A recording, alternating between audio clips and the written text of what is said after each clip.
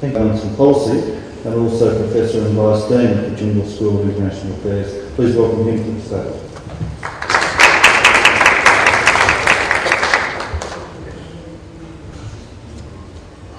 Thank you, Chair. Good morning, everybody. It's a real honor to be speaking at this conference, which is probably not the first one, as somebody mentioned, about the Asian century with a panel on China's rise, but certainly seems to have brought together an eclectic group of scholars looking at the same puzzle from different lenses. So, as a political scientist, trained in the IR tradition, I will bring my own view on China's rise. To start with, I want to take you back to 2005. There was a seminal article in Foreign Affairs by Zheng Bijiang called China's Peaceful Rise to Great Power States. Its party was that China's rise breaks the existing paradigms of great power rises, and that China's rise is going to be different and qualitatively and behaviorally quite different. To have decisive victory in war, at least one major war, to be recognized and to be brought to the high table as a true great power, if not a superpower. Right? So when was the last time China went to war? 1979. Grow and take along everybody, so that it's not seen as a threat. Part of the reason this article appeared in Foreign Affairs was, of course, targeted American policy-making audience, and it was definitely backed by the party, which wanted an image burnishing. Partly, some of my preceding speakers mentioned the soft power problem. We evaluate this claim and to actually revisit the original argument about what really makes a state a great power. I think we have to look at this question from the point of view of whether a state is status quo or a revisionist power. Obviously, all those states that are making a claim to be accepted at the high table, China certainly is and has already forged its way to the high table of great powers, are revisionist powers in the sense that they want to change the existing order.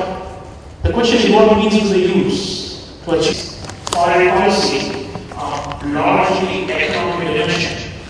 So, as mentioned, infrastructure, output infrastructure, of course, the lure of the market for suppliers of raw materials and commodities like Australia, and what are the market? 2 billion markets for deodorants, right? So that's the potential that has been talked about, and China certainly has to fight for communist ideology in what can easily be called authoritarian capitalism, which dominates China today. Right? Roger Cohen has talked about authoritarian capitalism versus liberal capitalism as the main contest for political economic paradigm and grievances that accumulate at this pace of modernization. 9%, 10% of growth for 2 decades generates lots of losers. And so, in order to overcome this, they have invested a lot in hyper-nationalism. And in fact, as many of you would have noticed, this nationalism is now taken on an uncontrolled nature, where the party sometimes tries to rein in nationalism that it does not wish to exceed beyond point. So it's an orchestrated kind of nationalism, very much in tandem with the Chinese Communist Party's techniques of control over society. So what do they use this nationalism for? It's outwardly directed, right? You have anti-Japanese protests from time to time. You have Global Times, for example, which is seen as representing the hardline faction of the Communist Party that is representing this largely jingoistic and hyper-nationalistic tune to the outside world. You have books like Unhappy China, Great Time and Great Challenges that came out 2 years ago by Chinese scholars who were not necessarily towing the party line, but in fact had gone ahead and in fact was so extreme that they believed that the party was not being militant enough in its dealings with the rest of Asia and with the rest of the world. So it's a double-edged sword, but the party has thus far managed this hyper-nationalism, and primarily for regime survival, as I said, to replace the old ideology of an egalitarian society based on communism. So Senka, of course, we mentioned the Spratly Islands, Paracel Islands, Arunachal Pradesh. We are very conscious of it in India. Here's the question: why do the great power that is seemingly self-confident and that keeps clocking 10% growth and is growing at a incredible pace, in fact, defying many predictions of a slowdown, why does it need these tiny bits of islands here and there, which are maybe of some strategic consequence, but not really? I mean, we are not even talking of Taiwan, right? We're talking about little pieces of unoccupied land in the high seas, right? Why does China need to keep going back to these sovereignty issues and disputes with the neighbors in Southeast Asia and in East Asia? And why does it have to be so confrontational in its claims towards all these issues? Can it not just let go? It can still grow. It is still a superpower. It is still a $6 trillion economy poised to overtake the United States. It has no debt to speak about, right? The United States is a $13 trillion economy with a $15 trillion debt, right? America and China is a $6 trillion economy with a surplus, with a massive surplus, 3 trillion or more. So China should be secure. Right? Why does it have to be so assertive and aggressive in its posturing in its neighborhood and beyond? My first question is to Sreeram Chaulia. What I would like to know, is there a middle class in China other than the Communist Party elites and the middle class? And if there is a middle class, what do they actually want in terms of political reforms? And then the second one is, see, for the last 30 years, China has antagonized, or rather instilled a sense of fear among its neighborhood and across the globe without fighting the war. Is it because, will it be possible for China to give a moral leadership to the world? Because recently I read an article where they say that what China lacks seriously is its inability to give a moral leadership to the world. Unless they are able to do that, it is better that let's not talk about a Chinese superpower state. Thank you. Thank you. My question is to Dr. Sreeram. Towards the end of the presentation, you made a reference about the transformation of political culture. What kind of transformation is taking place? Because Pradeep also mentioned about the nature of individuals working inside the Communist Party of China. We know that there are business rules, but ultimately, whether this transformation of political culture is going to change the Chinese political process and Chinese political system.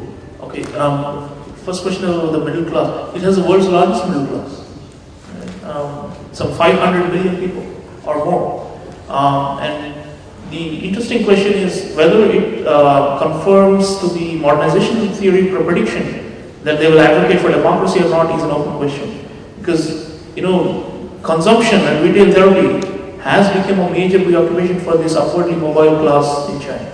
Right? So, you can imagine when Apple stores open, or new products, the iPhone 4S is coming out. So Chinese middle class who are propping up sales of number of these products, as well as luxury products and jewelry and all kinds of automobiles. So middle class is large, it's consuming, and it has a feel-good factor to it, and it is aspiring for more, because to get rich is glorious, to go back to that. So that is there, but a number of the middle class also engage in what we call internet-based activism, right? Web 2.0 technologies. So they are the ones who are trying to circumvent the firewalls. They are the ones who tried to organize China's own Jasmine revolution earlier this year. Right? So most of the activists who are jailed and the dissidents come from the ranks of the middle class. So it's as is the case with most things, it's a curated cycle. You have middle class with different inclinations, but it's very much there. And some of them are also the fist-pumping nationalists and jingoists.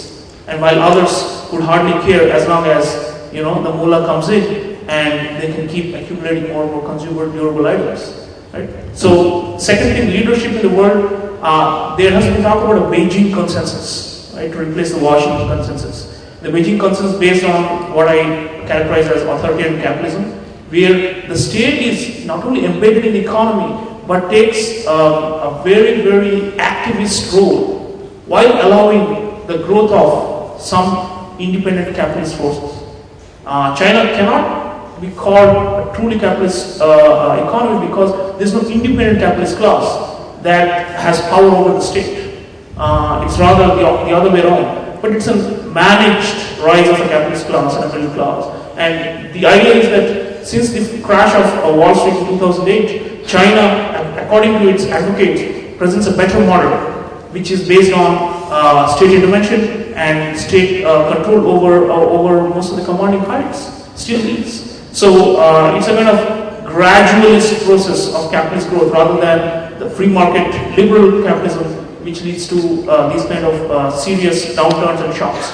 So China, according to its supporters, is offering this Beijing consensus. It has some adherents in Africa and Latin America. President Chavez believes that China's model is superior to the Western model, and he is propagating it as an alternative for 21st century socialism, where there is free market, but it is with a strong state hand. So the question is whether that will survive. Transformation of political culture, will it change the system? I think the opinions are contradictory. Some people claim that, especially at the rural self-government level, there is genuine democracy, there are independent candidates who sometimes defeat party candidates, and it does happen in some cases. But when you come to township and above, where the real nerve centers of power are, the party doesn't allow much plurality. So political culture transformation will require free flow of ideas, criticism, self-criticism, where Chinese authorities do not permit. This is where I think China is lacking, and it will be stronger and better off for the rest of the world if it allows that.